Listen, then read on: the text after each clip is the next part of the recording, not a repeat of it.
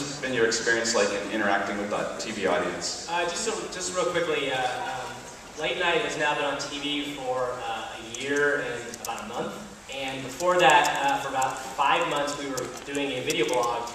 Daily started in December of '08, and kind of getting Jimmy back into the habit of working every day, and also getting people used to seeing him again.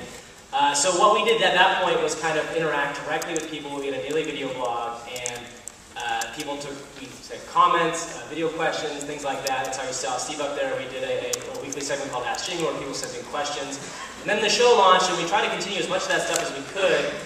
We do things like take Twitter questions from audience members for celebrities. We had a really fun bit with Kristen Stewart and Dakota Fanning recently, where we took questions for them from Twitter. We try to involve the audience as much as we can. We have a latenightwithjimmyfallon.com. It's one of the only network shows driven entirely by a blog. And we have 3 dedicated bloggers who spend time finding content both from the show and from the internet and connecting with real people in real time.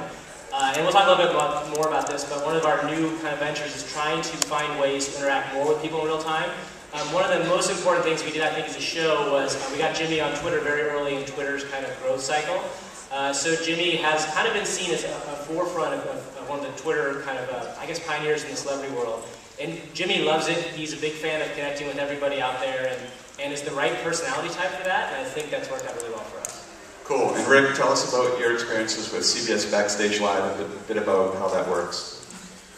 CBS Backstage Live is broadcast from the newsroom of the early show on Saturday, and our intention, we began a year ago, was to give viewers watching on television a chance to go online and see some things they're not going to see on the set on television, and what that includes is interviews with the guests. Once they're done on air, they come to talk to us and our audience on the internet, and through the chat room on Ustream TV, I ask the audience questions to the guests, and we get a little more in depth on the topics that they're there to speak about.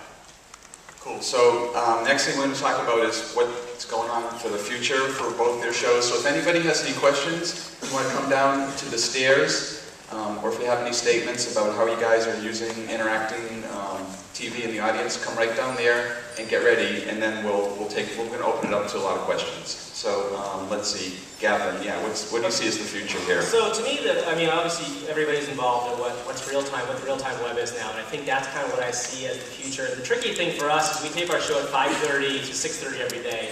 So in real time, we're not live. We have to find ways to interact with people. We do tweet during the taping of the show, and hopefully people who are fans of the show, fans of Jimmy, get information or they get something about the show. And a lot of it is teasing, but sometimes we try to post stuff as soon as possible. One of the things I really see as the future of what we do in general, TV producers, is the idea of two-screen viewing. But I think two-screen viewing means that you're watching on TV at the same time as you're watching in some other device, whether it's a laptop or an iPad or something, that you're going to have additional content that is directly related to what you're seeing on the screen.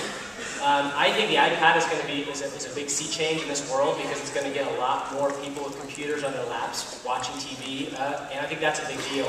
The other thing I think you're going to see a lot more of is talent interacting in real time. And one of the things we're working on right now, which I'm happy to kind of talk briefly about, is that we're working with Brandon Hunstable and the Ustream team for a week in late May, where Jimmy's going to be watching the show with the audience at the same time. So Jimmy will be on Ustream interacting via chat, via web chat, while the show airs. So he'll stay up that week every day from 12:30 to 1:30, watch the show, and interact with people in real time. And I think that's kind of what you're going to see more of in this world. I just kind of see that as the big movement towards everything. And it doesn't mean that like every show is going to do it. It may not make sense for every show, but I think you're going to see a lot more. Cool. And Rick? The future for CBSNews.com actually is going to begin later this afternoon. Katie Couric is going to interview Biz Stone from Twitter in a live video for her show at Katie Couric. And we're creating a community around live video on CBSNews.com using a chat room that integrates Twitter questions, questions that the audience can also send to Katie to ask Biz through a Twitter feed that our producer will favorite, and that'll come up in a Twitter feed on the webpage, and also present the viewers with some live polling questions during the interview. It's our goal is to create a live community experience around video on cbsnews.com, and Backstage Live is the beginning of that, and Katie Couric is doing more of that, and hopefully we'll have more event-based programs like during the President's State of the Union address. We did a similar live experience that's event-based. And unfortunately, a lot of our shows are live, so we can't exactly interact in real time, but with some of our talent, on-air talent, but they can come in after the show appears on TV and join the chat room, join the video on the website, and engage with the audience in that.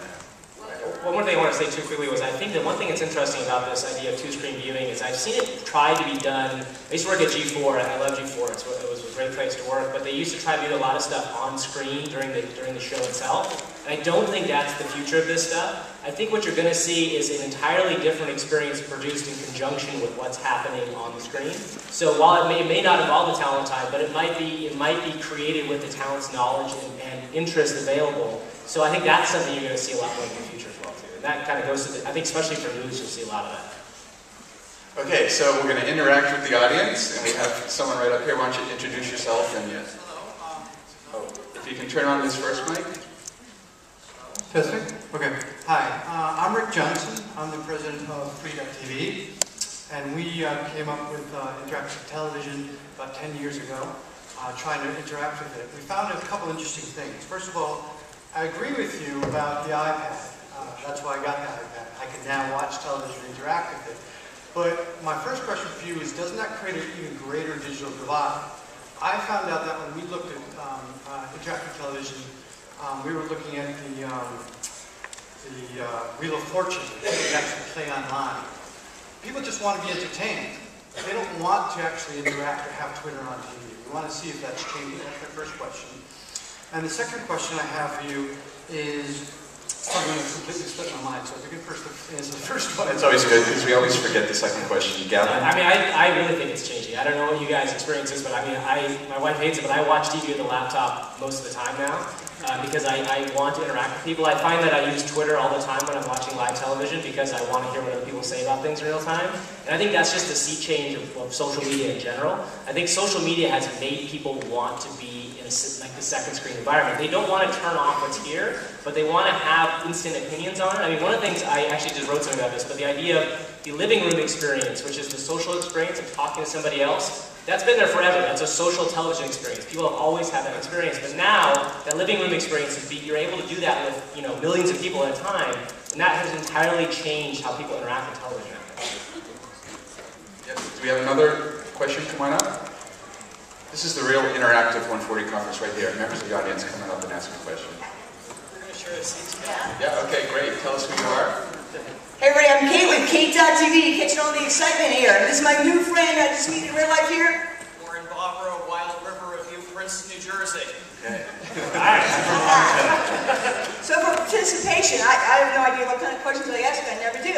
But from a video standpoint, I admire Steve. But I guess the biggest thing for me with video is like, I've shot video from a cell phone or whatever for many, many years. And people say they like the numbers, and whatever the guy that says fuck the numbers or whatever, it's like, I believe that too, because you have to engage with people. So, whether it's a Katie Couric, and I don't mean anything disrespectfully, don't get me wrong, but it's like, I don't really care about those people. I care about the person that's in the 14th row, seat 3, whatever. So I want to know is like, what's going to happen to really reach to the people?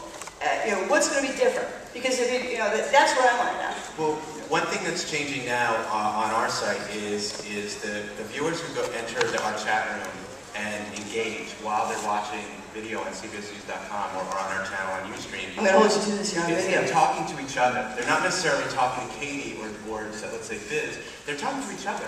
And then they're finding each other on Facebook or Twitter, and they're developing social relationships with each other after that.